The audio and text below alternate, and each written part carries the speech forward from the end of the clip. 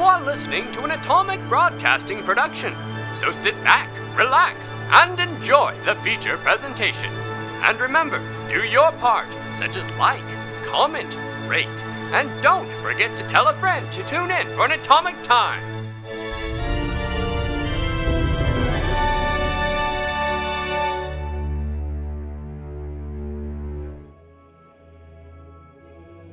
Now, where did we leave off?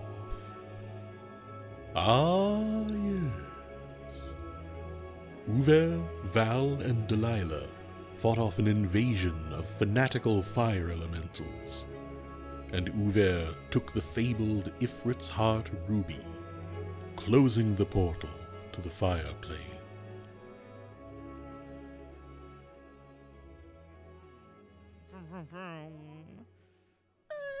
The audience is listening. Oh, they're listening. Well, that's good. So, Well, hold on. We got a TIE fighter coming through here. take cover! Take the shot! All those times where we have to stop for traffic. Breathe, Sam. It died. Okay, so not to give too much away, but this could be my last banter, Oh. as I think Delilah's time I with think we probably shouldn't do a banter today.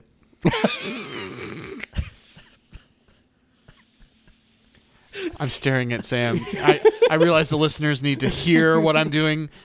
The I'm glare giving it is an real. indignant glare.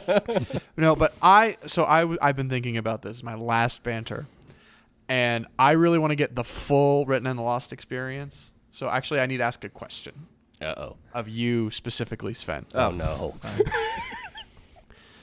How do you make a grilled cheese? Let me save you the trouble. You make it, but you cut it into a circle. Oh, really? Is that it? That's Is it. that all it? Wow. That's all. It took 20 minutes to get there last time. It's just a circle. That's cool. I feel fulfilled. This is the Written and the Lost experience that I've been hoping and dreaming about. This week on Big Breakfast. Have you guys been watching those streams? I feel like no one is ever showing up for them. Sam, don't get their hopes up. You know how much they want big Every breakfast. Sunday I go to my kitchen, I make food, I'm talking to them, but no one's talking back. Sven was turning purple over there. Now he's crying. I don't think I could tell you if I wanted to. Right. High five, Sven. Sam is holding up a paper cutout of like one of those sweetheart Valentine's Day candies that says high five. It's just on the table over here. I don't know why. Same with coffee. Oh. You got this, Sven. You can call him Dad. Cool. Me asking that question has had the desired effect. So,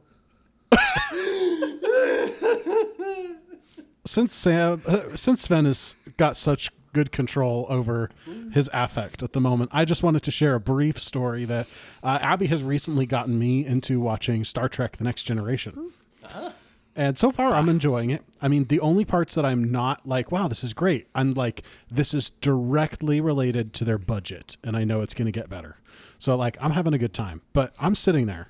We're in the first episode. Technically episode 2 because it's a 2-parter.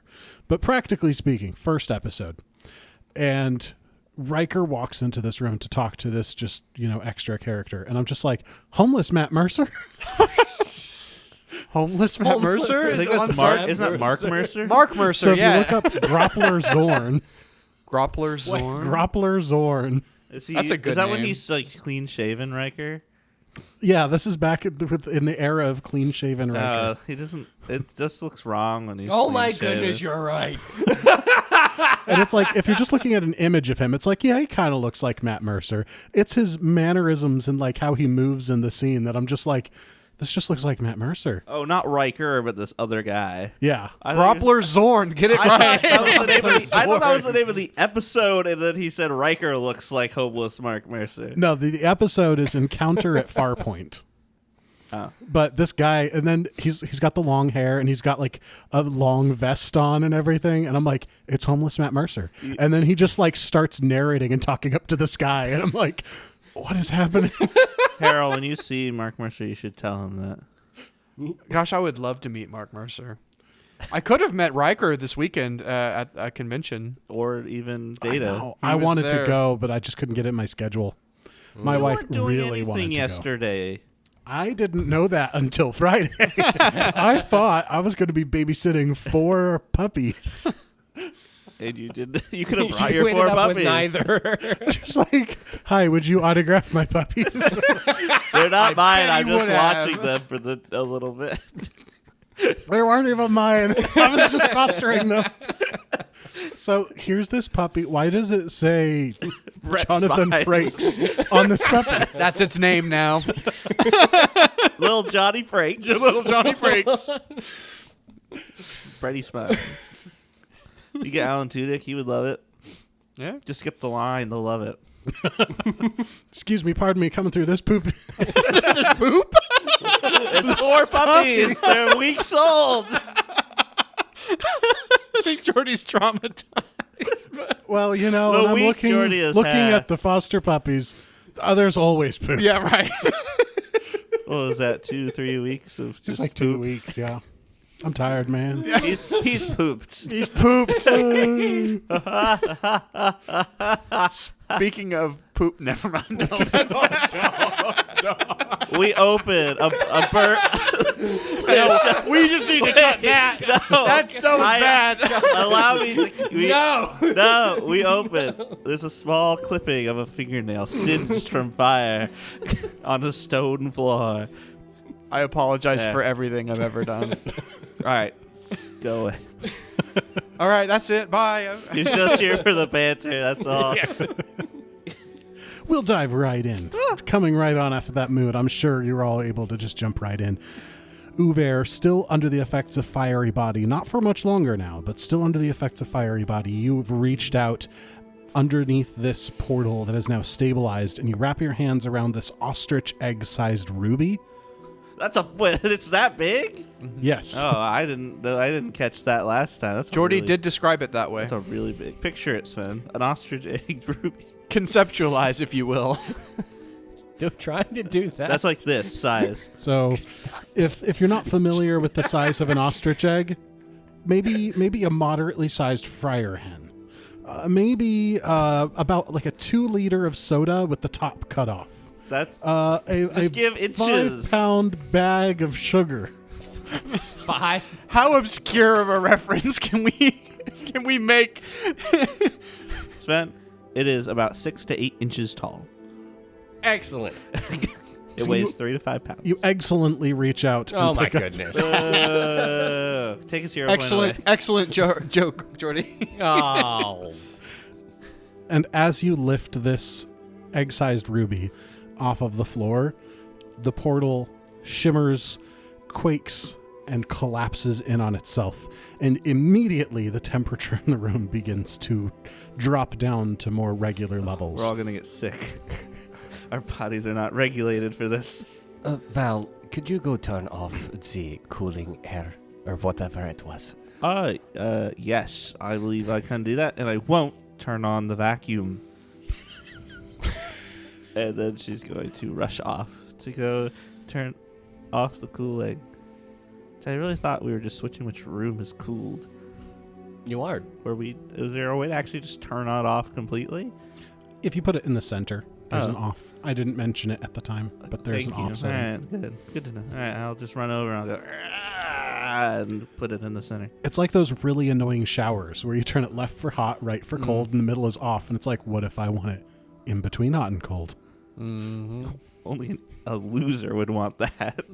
You don't deserve a shower. So Uvaer, standing in this space between hot and cold, you are now holding this large, smooth ruby, and looking into the center of it, it's almost as if there is a flame inside of the ruby itself. And as you're watching, it's flickering, but in a very steady heartbeat sort of pattern. After the portal closes and Val turns down the temperature to a more reasonable level, or turns it up. The spell finally ends, and Uvaer essentially rematerializes from his fiery form, still holding this beating ruby. All right, I'm back. Hi. Was that the thing we're looking for? Well, it seems to be beating like a heart.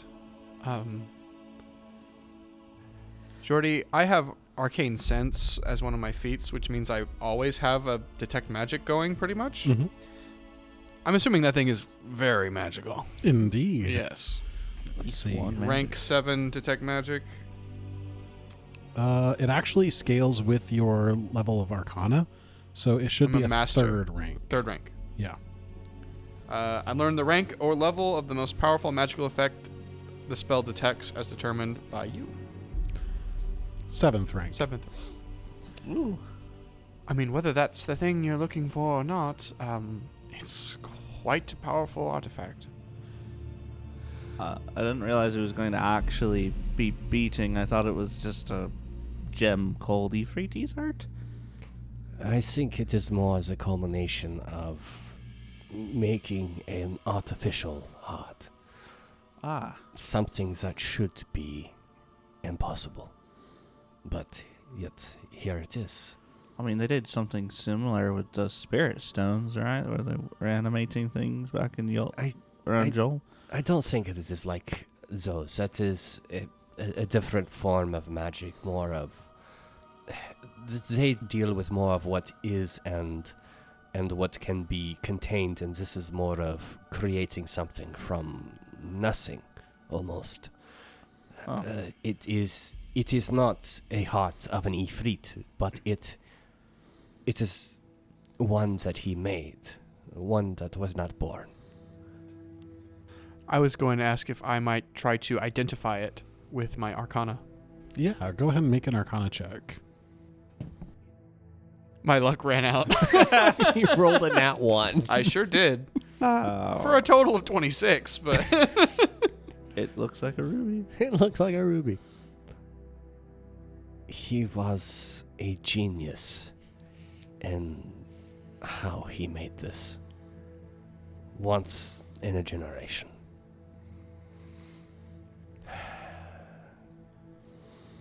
We may never see his like again. And perhaps we shouldn't. I mean, Just- I always thought he was just a crazy old man, but I guess there's always some genius hidden in places you don't expect. Being intelligent does not always make you wise.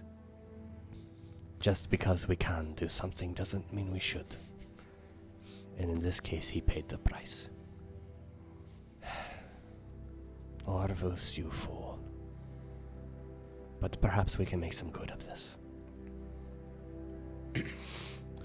We'll do our best.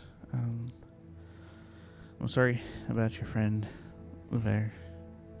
I knew him as a teacher would a student, but somehow that doesn't make it better.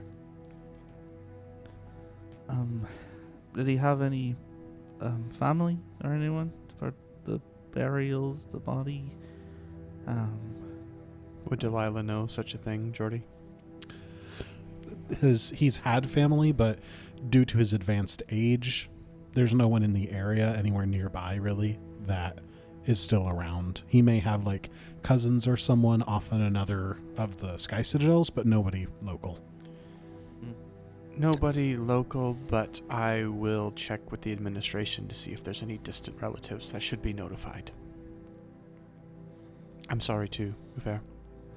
And don't worry about the damage to the room.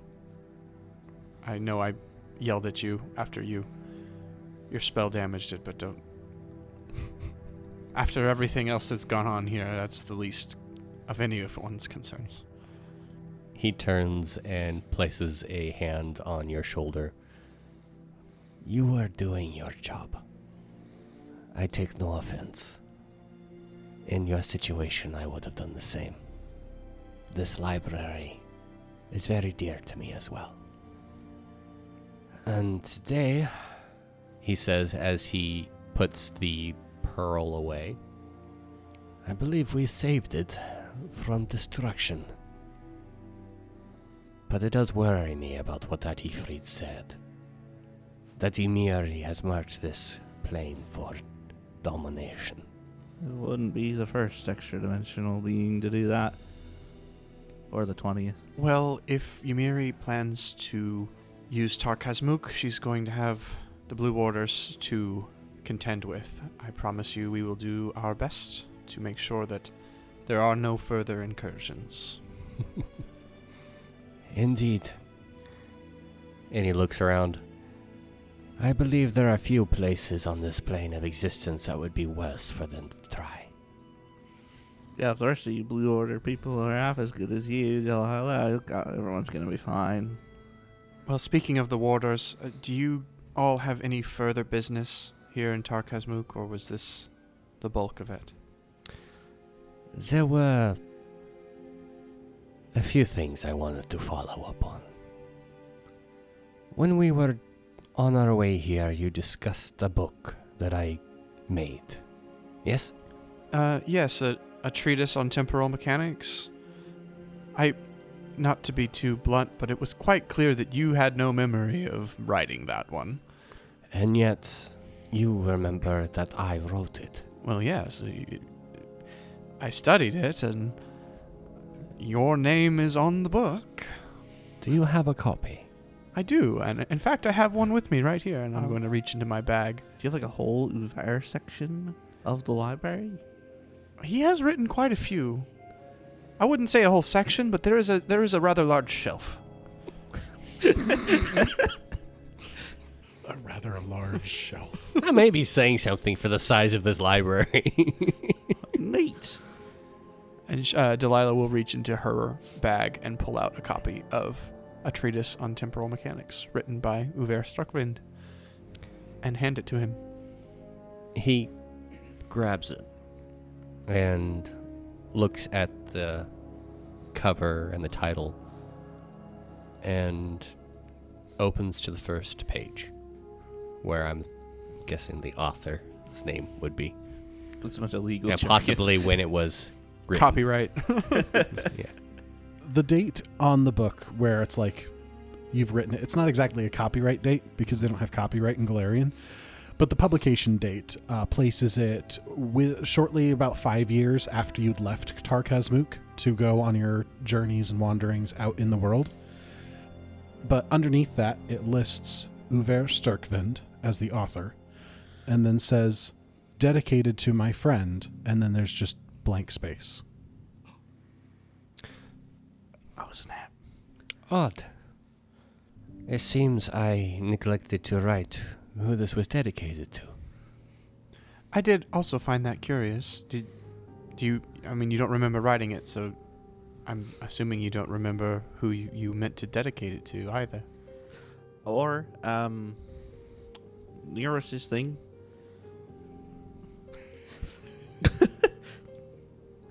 One of your friends, I presume. Yes. He flips through a little bit, skimming it, really.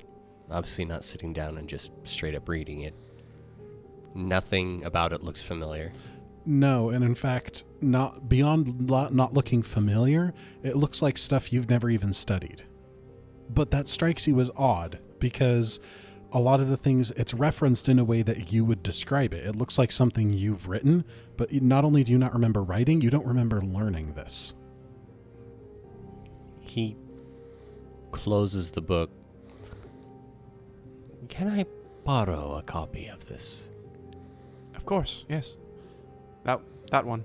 That's my personal copy. Then I'll take good care of it.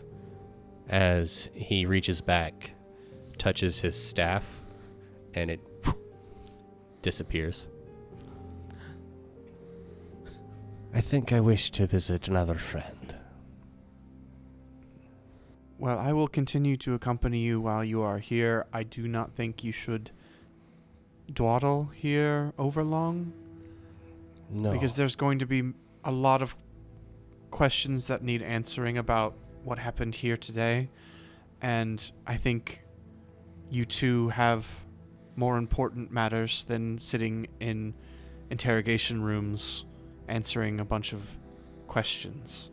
I will handle whatever comes next, and I will make sure that Orvust, what his legacy is preserved to the best of my ability.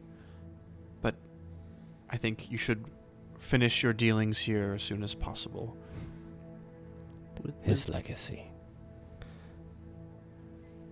I think it best that the greatest portion of his legacy never come to light. I will do my best to make sure that happens. Val's gonna slip away during that little bit conversation over to Orvis's body to see if his soul is still around. See if I need to because last time I was around some of this, Barzak opened a gate for me and was like, "Hey, take these away." So she's like, "Maybe I need to do that again." So she's gonna kind of slip over and see. Also, she's kind of got her cloak covering over her right arm more because it still hasn't stopped looking like stars and all of that, and just looking a little different. And there's an eye popping out on part of it, and she's like, "I'm gonna keep that covered up. I don't know why this is still happening." Val, as you draw close to where you had left Orvus's body, you feel that same arm that's got the strange aspect, like space and stars seen through it. And it's sort of tingling, almost like pins and needles, like your arm has fallen asleep. And then almost as if on its own, it's being drawn out in front of you. Do you resist? No. Then as you just relax and let your arm do what it will, it reaches out in front of you and begins tracing runes and gestures in the air in front of you that you don't quite recognize.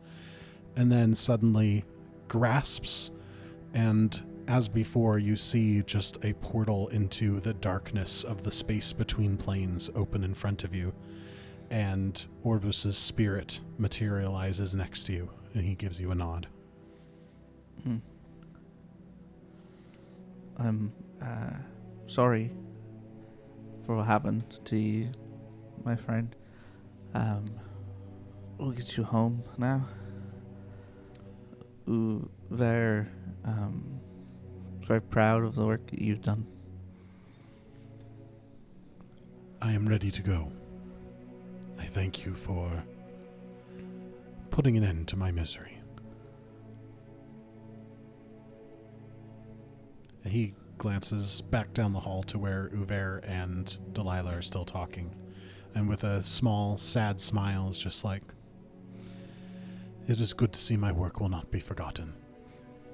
Yes. Well, you'll never be forgotten. Someone will always remember you. And then,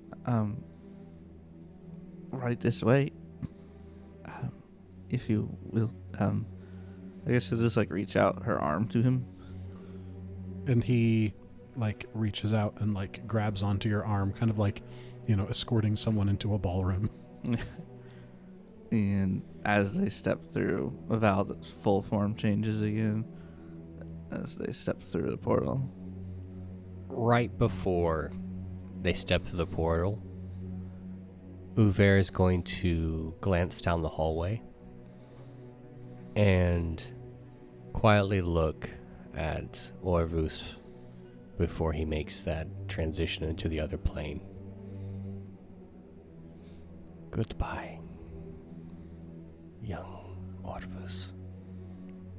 And as before, as Val steps through, the portal closes behind her. How long does that take? A few minutes. Okay. Then we continue our conversation as we've already done. Yeah, I imagine that probably could have happened during that conversation, and maybe just partway into it, or Uvaer looks over and says his farewell. So, as the two of you continue discussing this book, the strangeness of it, Uvaer, you've tucked it away into your staff, and at that moment, just as things might start getting awkward, is when this portal to the darkness between planes reopens and Val steps back through. As she kind of returns, looking normal as she steps out of that gate, her right arm does not return to normal again.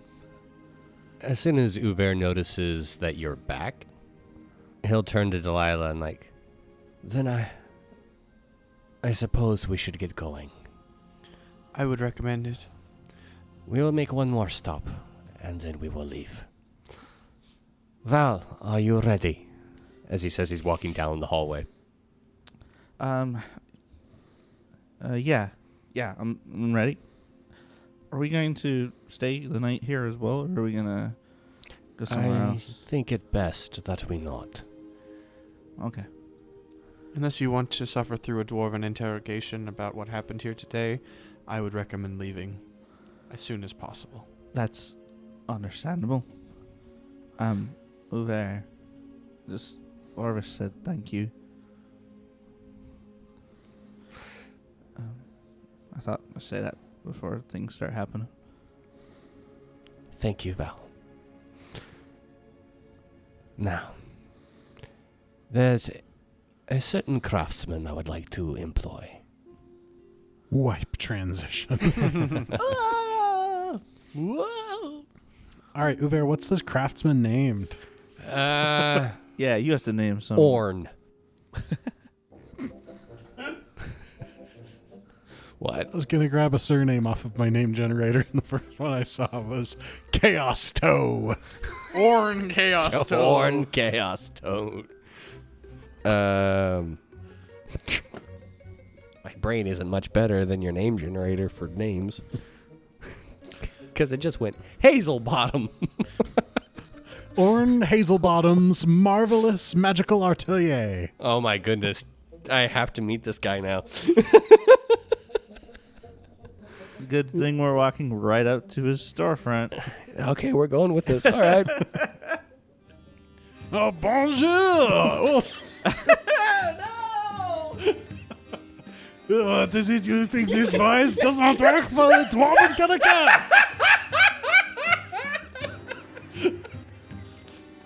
I think we have the wrong place. Close the door. I think it's All right, next fine. door. I'll recast him. I didn't have a problem with it. Sven loves it. He's laughing. How am I going to interact with him? Okay. Sven, how would you interact with a real French person? Just do that. Remember, your voice. Hope a your normal voice is person doesn't just walk up to you as soon as you walk into the store, just hello. Remember, you're a French vampire, Uvaer. He's French. I do interact with a real French person. Moving on from the French. Yeah. Bonjour, Uvaer. Welcome back to Orn Hazelbottom's Marvelous Magical Atelier. What can I do for you? Hello. This is an inside joke between the two of us. What part's an inside joke? You just said hello. Oui, I say bonjour and he laughs. I do not get it. I see. I might have a new favorite NPC. Okay. Oh boy. Orn. Hey, it's in canon already that you laugh at him, so. So-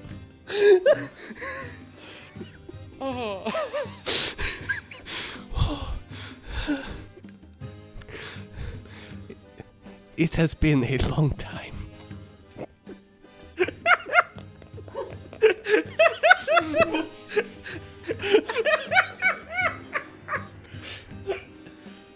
Oh, just so, my friend. But I see your sense of humor has changed not a bit. Sven's dying over there. I'm crying. Oh my god.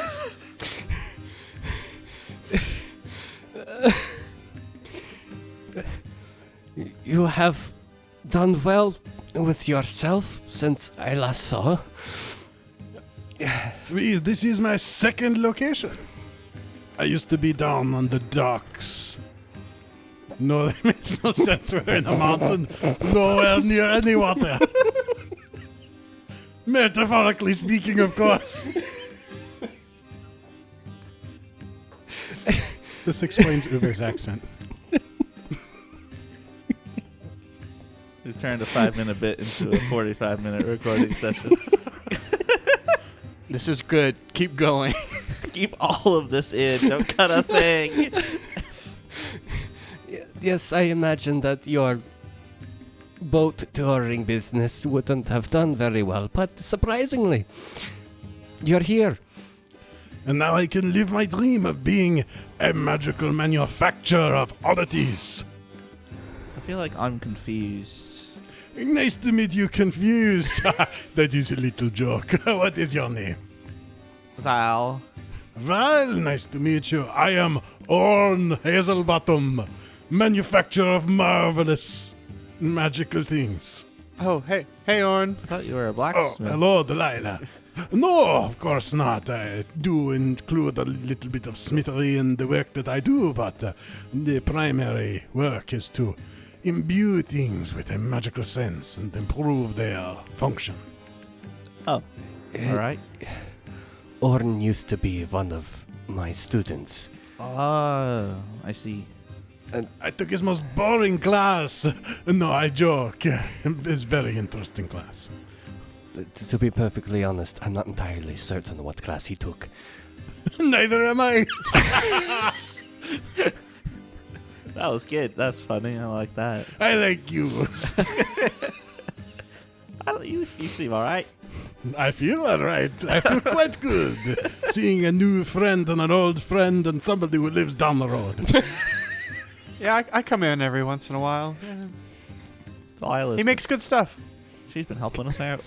It was actually your equipment that reminded me. I could tell who did the work.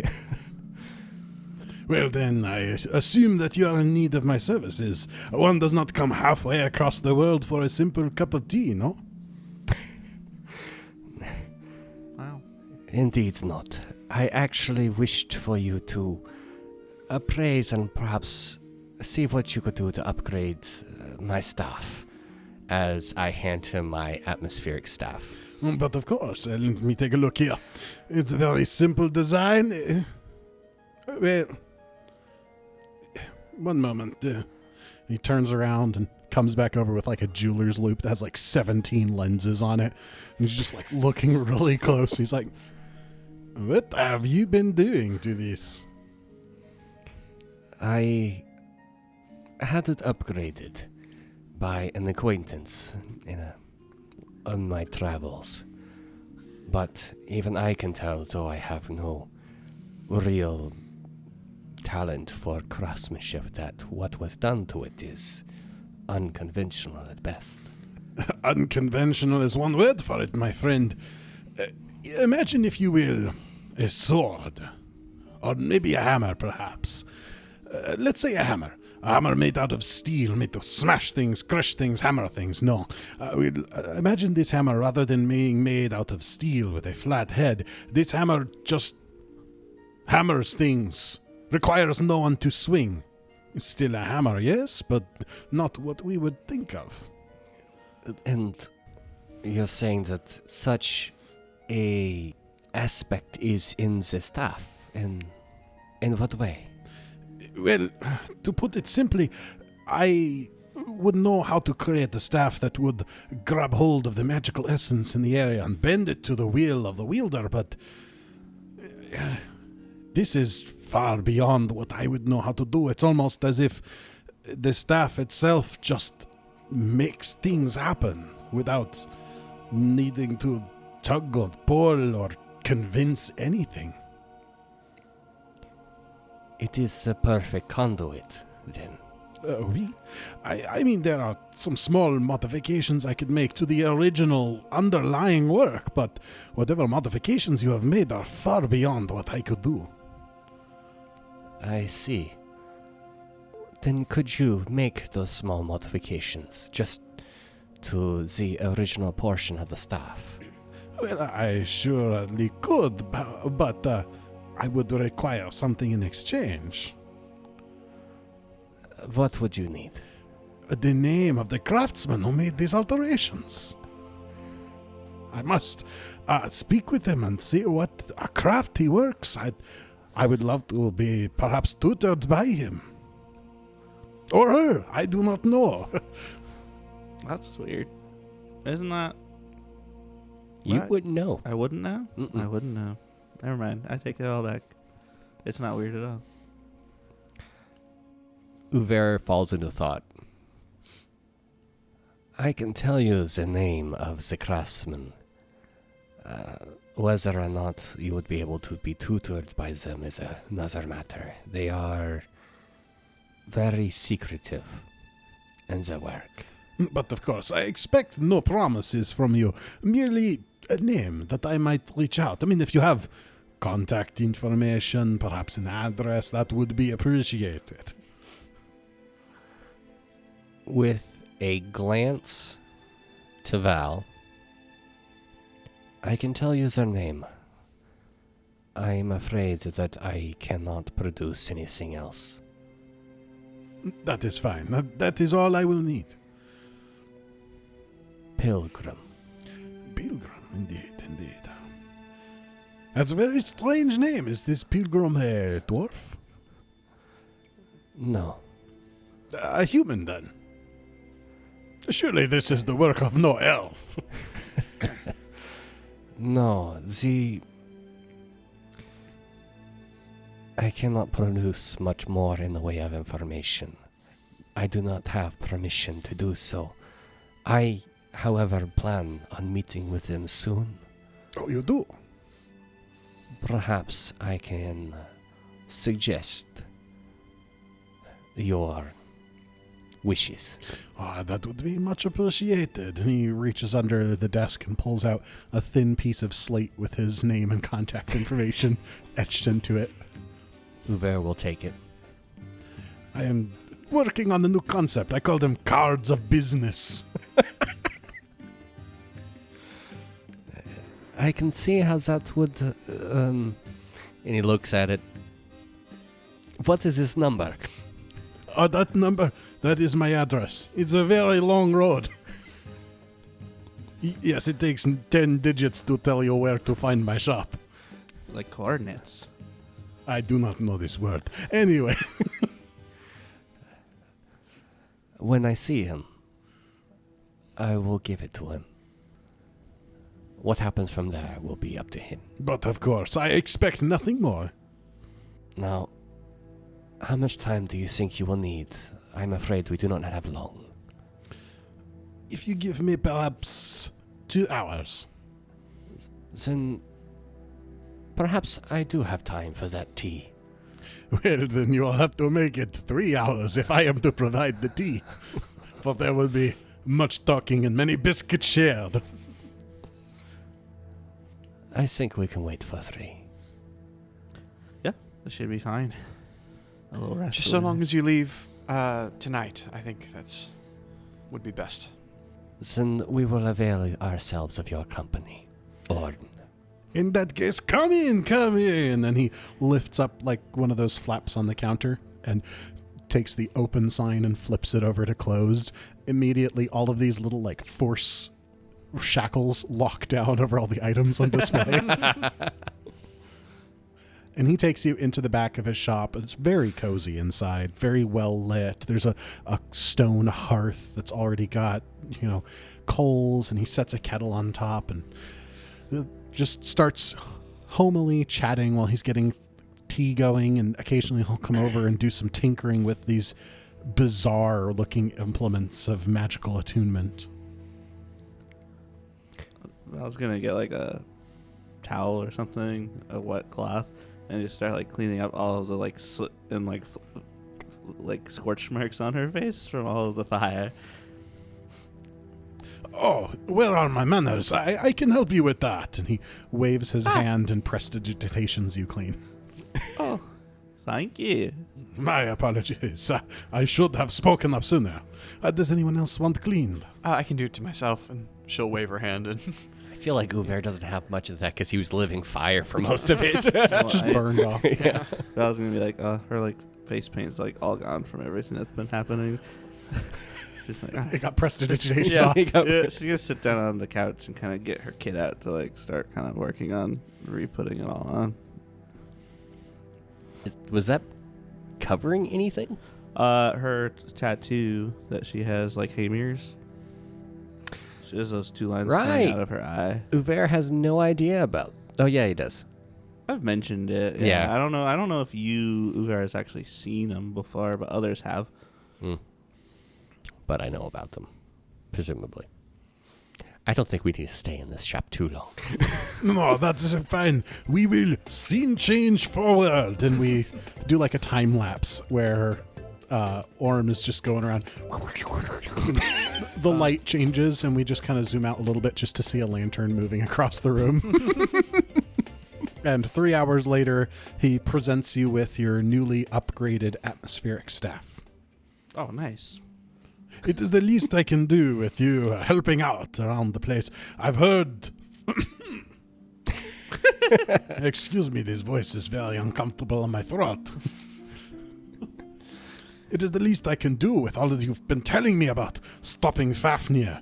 I mean, it's not an immediate concern here in Dark Hazmuk, but I'm sure his devastation would know no bounds once he's completed with the land of the Linnon Kings. Who's to say the rest of Avestan or Golarion itself will not fall to his ire? And Yeah. that is something we dearly wish to not let happen. Sure. If you know anyone who could help us out or could find people that could help us for that, we'd appreciate it. We've got some people meeting up at Joel to kind of amass to help out. I am not much of a warrior, I'm afraid, but I would be willing to lend my services in equipping those who would go into battle. Well, that should be nice. I know this place has probably got a lot of strong magicians and such. I don't know if anyone would be up to helping, though, but... I will spread the word. You say meeting in Joel? Yeah, we're getting some last stuff we need for the fight against Fafnir. And then everyone's kind of getting together, and we're going to try do our best. And when do we expect the attack to be launched? Oh,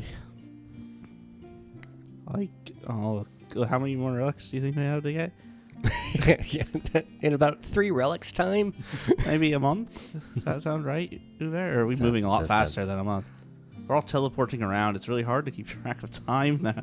Time! So much is happening so fast.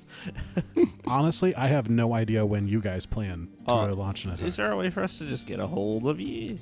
Well, I do not know. Do you have any way of communicating over great distances? We could I mean, Quite possibly. maybe. We have some people that can teleport 1,000 miles. I can get in contact with you, Orn, as it would be just a main teleport away. Also, sending has Yeah. a range of planetary. Yeah, I know. That's what I mean. Also, Delilah, invitation to you as well. You did really good. And if you know anyone as well, be cool. Yeah, I might be able to help. We'll talk about it more as after we leave here. Don't worry, everyone's got an exciting incident before their life and adventure begins. Orn, thank you. I am happy to see that you are doing well. But of course, I am only too happy to see you so well as well. Now, if you don't mind my asking, you look well for your age. I know that's not the question, but the question that follows is, what is your skincare regimen? I would love to learn from you. I'm already getting these wrinkles, and I do not like it. He takes hours every morning. Uvaer smiles at the very innocent question. I see you have not changed at all, Orn. I'm getting wrinkles. What are you talking about? Whatever has caused me to not change so much in your eyes, I would not suggest that you try it. Oh, this is that adventure stuff. You keep your curses away from me, you old friend. Gives you a friendly punch on the arm. Yes, Orn. That is what I intend to do. Now, I believe we must be going, yes? Before night is come. In all seriousness, and he puts his hand on your shoulder, take care of yourself. You as well, Orn. I hope to see you again, perhaps with your third business. I don't know this. I'm starting to slow down in my old age. Maybe I will just start a retirement community so I have somewhere to live. Then perhaps when I am finished, I can come back and live in such a community. You would be most welcome, my friend. Now, we shall go. And as the three of you head out of Orm's shop, where are you going next? Teleporter. Gotcha. It's honestly not a terribly long walk, because Orm's shop was closer to the hub, the center of Tarkazmook, than all these twisty, windy libraries. So since you'd had the longer journey out and then journeyed back into Orm's shop, it's really maybe a 20-minute, 30-minute walk from there to get back to the teleporter hub. You know, people come from far and wide to Tarkazmook and usually appear at the teleportation circle. So everything that's really worth seeing is right here at the teleportation circle. Well, I believe it is here that we part ways. Indeed. And Delilah, thank you. If you had lived over 100 years ago, I would have been happy to have you as a student. Well, I already kind of consider you my teacher, considering how many of your books that I've read. But thank you. I have a lot of work to do cleaning up the mess that was left here, and also in stopping or preventing whatever else Ymiri might be scheming. But that is to say, I know you and your friends, your party, have bigger fish to fry. If I can be of assistance in any of that, you know where to find me. And I can certainly get a hold of you if we need it. Well, are you ready? Yeah, I think I am. It was great meeting you, Delilah. And Val's gonna go in for a hug. She'll give you a hug. It was good to meet you too, Val. Excellent. And You'll watch over him, won't you? she's gonna like push away from the hug a second, put her hands on both of your shoulders, give a big, gleaming, bright smile, showing her one of her missing teeth at the front, and she's like, "I'll certainly do my best." And I really hope to meet you again in good circumstances, and not in the circumstance I might meet you again later on. I wish that too. That's great. Well, best of luck. Sorry, I realized I said something very ominously. But anyway, I do really I understood look what you forward to meant. seeing- Oh, thanks. Awesome. Yes, it's great meeting I you. would love to meet you under less threatening circumstances, either today or what may come tomorrow. That's great. We should go. Okay. Uvaer is suppressing a chuckle. Best of luck. Farewell. Thanks. Right before Uvaer gets onto the teleportation pad, he pauses for a moment and looks back. Perhaps the Blue Warders could have a new research laboratory, perhaps dedicated to Orvus for aspiring new wizards. I'll see what I can do. And with that, he'll turn and walk up into the teleporter and look over to I'm assuming the first dwarf that we talked to. Yes, it's the same guy again. So are we just head right back where we came from then? The Kalsgard. Right, Kalsgard. I love my job. And he tunes the magic runes and gives you a nod. Thank you. Whoop! Then the teleportation circle energizes and you disappear. And that's where we'll end this episode. All right. And before we get on to the hero point for this episode, I want to thank Harold for joining us for these last few episodes. Absolutely. Well, thank you for having me. As I keep saying, I'm just happy to be here, and it's really, really awesome to be on this side of the table and not just a listener anymore. It's awesome. I had the time of my life. This is awesome. It's been great. We also have other content that Harold is That's right. You should go listen to Records of the Unknown on the Atomic Broadcasting Hour. I'm in season 2 of that, and season 3 will be coming out at some point, which I'm also in. I'm also in the Starfinder 2nd edition playtest that we did, which is also on that channel.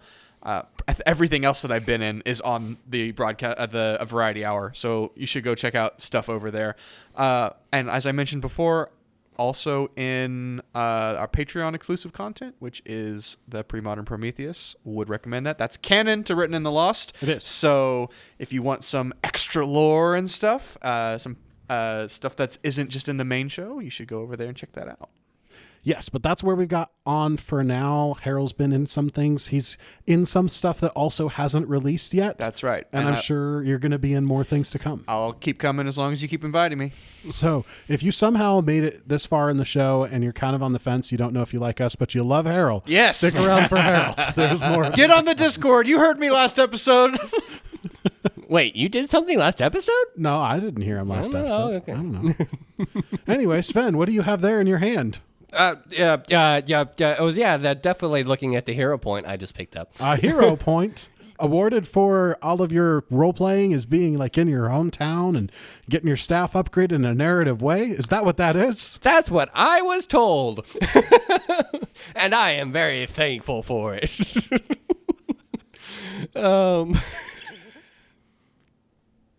What is happening I don't over know there? what's happening. Sam has not stopped staring at me since I did my plugs for the Discord and everything. Wow. And other shows. Thank you for the hero point. I'm going to go see what they're doing. Yeah, that seems prudent. Audience, we will see you all mostly, probably, hopefully, most of us. Not all of us, but most of us. I don't know where I'm going with this. I'm going to see you in the next episode. Goodbye. Goodbye. This has been an Atomic Broadcasting production. If you enjoyed the show, make sure to give us some support by liking, commenting, and following. These things really do make a difference in getting the word out and helping our community grow. Also, make sure to check us out on Threads and check out the Discord server, where you can chat with other fans and discuss all the recent developments and happenings. Links to all these good things in the description below. The Written in the Lost is an original story that uses trademarks and/or copyrights owned by Paizo Inc., used under Paizo's fan content policy. Atomic Broadcasting and The Written in the Lost are not published, endorsed, or specifically approved by Paizo. For more information about Paizo Inc. and Paizo products, visit paizo.com. Hope to see you all in the next episode. Until then, have an atomic time.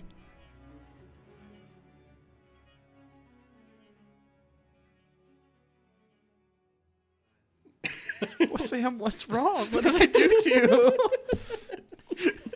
I forgot to mention House on Valley Lane. Is that why you're upset? No. I thought about bringing that up explicitly, but then I was like, I'm not credited in that one. You're not credited.